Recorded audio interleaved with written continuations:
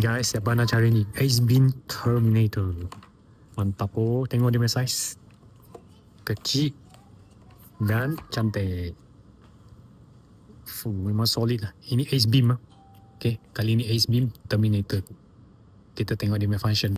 Inilah dia Ace Beam Terminator M2X. Okay, ni dia punya switch. Bateri dekat sini boleh tukar.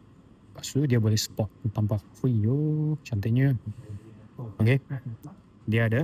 Okay, untuk arm tekan sekali. Ini adalah spot, nampak bulat dia kan. Lepas tu dekat sini tukar mode. Boleh flat, ini flat. Lepas tu double click. Sorry, jangan. Oh, double click untuk double, nampak. Okay, flat dengan spot terus keluar. Lepas tu tekan lampu. Ini double. Ini RGB light. Okay, RGB, nampak dia RGB. RGB bermaksud depan dia bertukar lampu.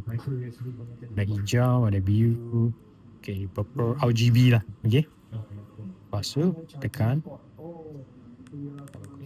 Dia back to double. Okay, tekan sekali. Back to flat. Ada spot.